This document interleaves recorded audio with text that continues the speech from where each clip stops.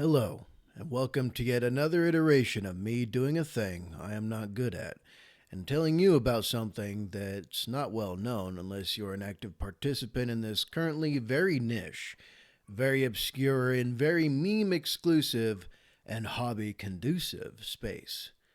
I apologize in advance for the lack of simp farming, narcissistic 304, showing off what does not make them special and how cheap they are. However, there is one thing we do have. One thing that, to my thinking, is more valuable, more important, and lasts so much longer than some 20-year-old model on Insta4. We, all of us, have Battletech. And today, we are going to talk about one of the backbones, staples of urban stables, and what some consider the cornerstone of urban warfare in the Battletech mechwarrior universe. Today, we are talking about the Urban Mech. Cue intro.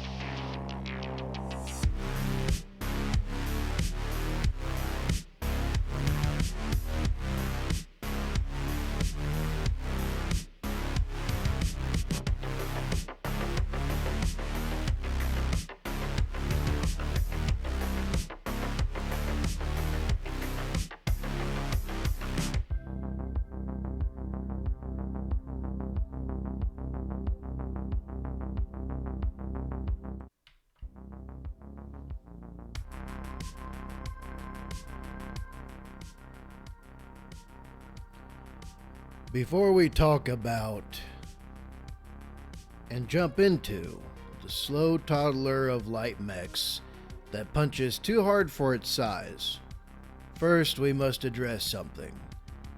Something that takes top spot in the order of precedence when it comes to this machine. We are going to look at memes. The glorious memes.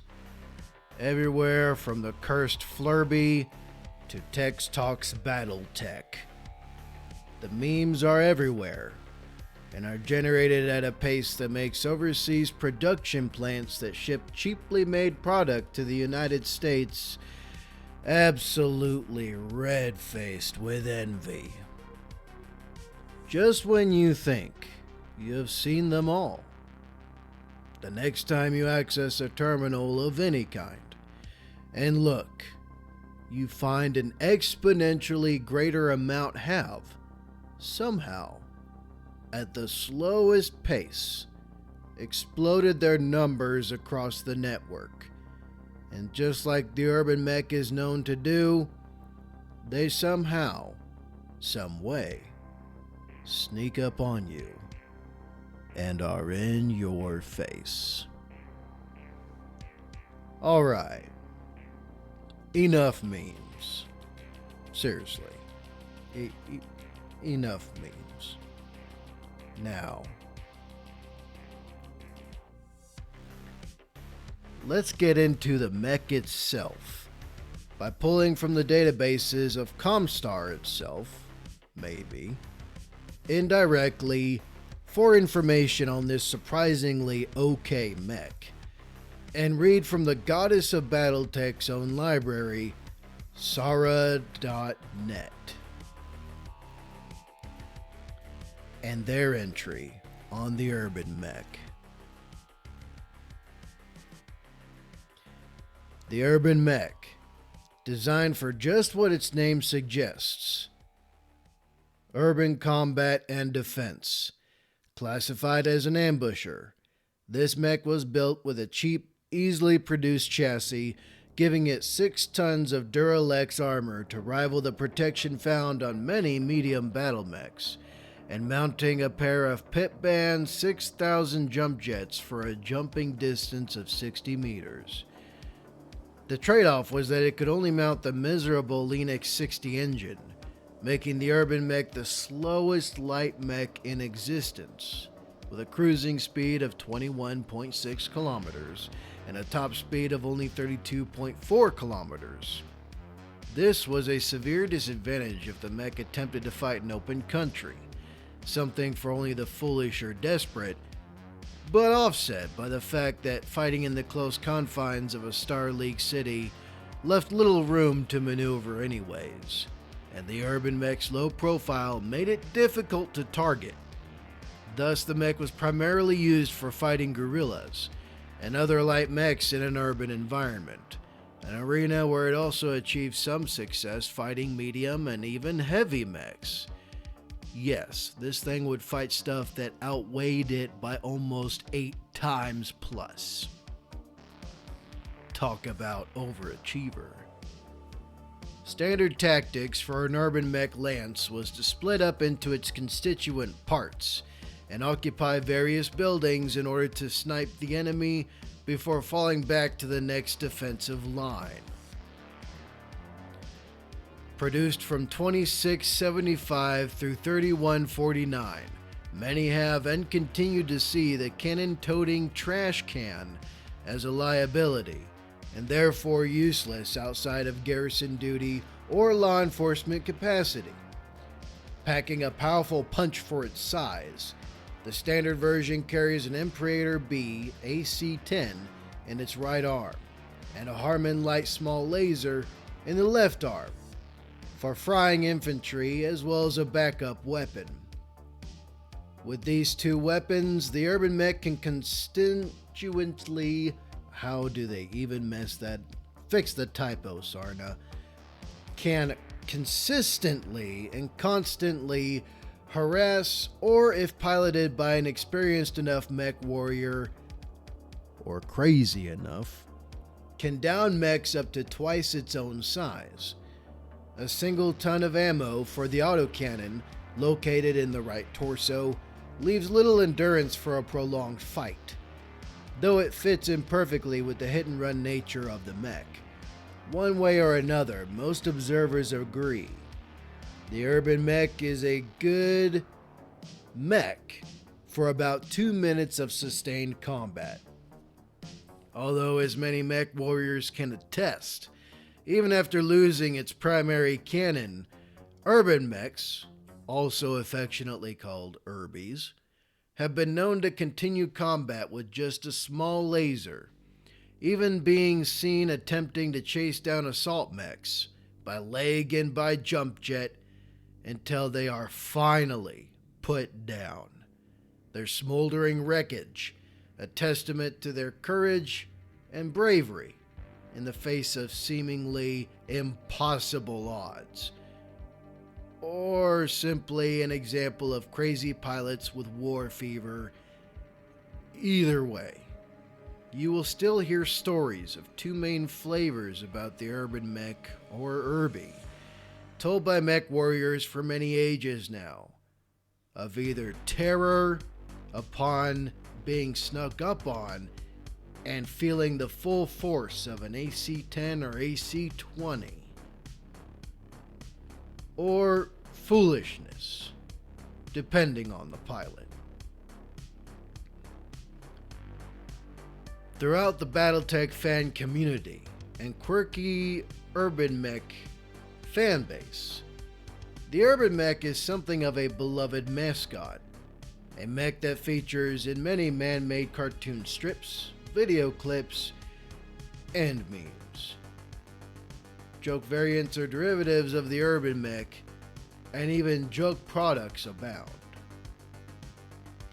A canonical example is the AIV variant, which was thought up as a means to bring a nuclear weapon and nuked the Kellhounds at the gaming table for Gen Con 2011. It even famously featured in the Gen Con diorama.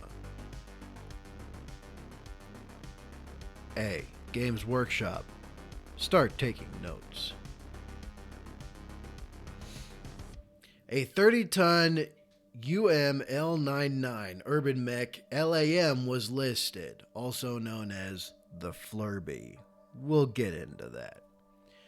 Among numerous other joke units in the random allocation tables of the non-canonical Third League Turning Points at the St. Ives 2012 April Fool's publication.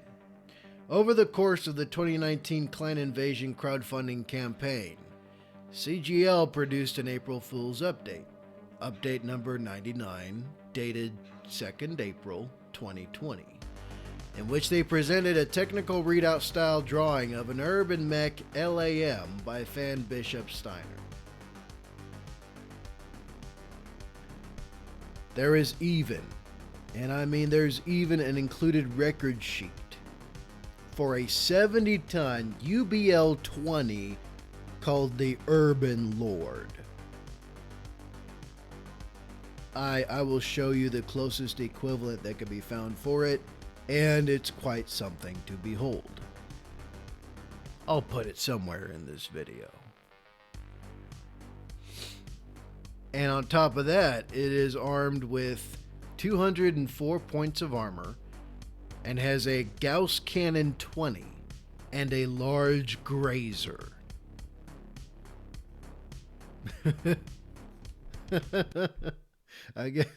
You gotta love, I love the Battletech community.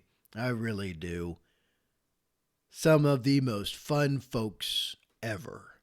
And I mean ever. Eat your heart out, Games Workshop and Warhammer. Anyway, there's even an Urban Mech plushie. Yes, you can look it up. You can look it up. There is an Urban Mech plushie, and it is the funniest thing ever. Anyway, doubling down, they even made an Urban Mech company box that started as a joke, but the enthusiastic fan base response resulted in the joke becoming a real product in 2022. There's even an inflatable Urban Mech that was present at Gen Con 2022 in Indianapolis. I have to say, it was something to behold. Of all the mechs that could have been picked, they chose the Urby. I love Battletech. So, now let's talk about MechWarrior Online. It also features the Urban Mech. However, in order to make it a viable unit that is worth playing in the game, the speed and jump range of the MWO version was boosted considerably, to the point where the original's quirky drawbacks were all but eliminated, and it performs like a much heavier mech. Take that, everyone who says in-game that the mech that is the best ever is the Urban Mech, which, personal preference aside, we all knew what was going on.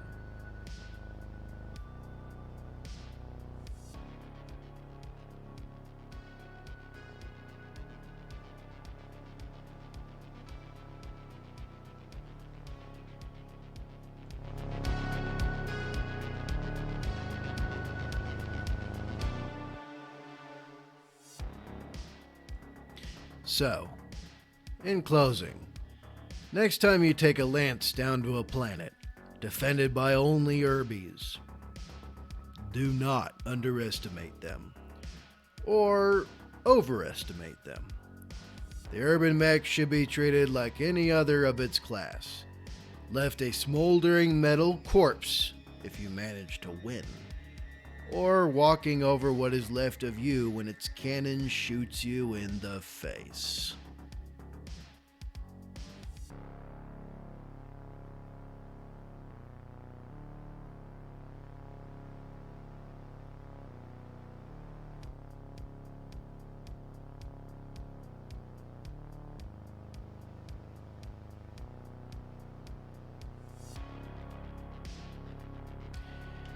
Thank you all for watching.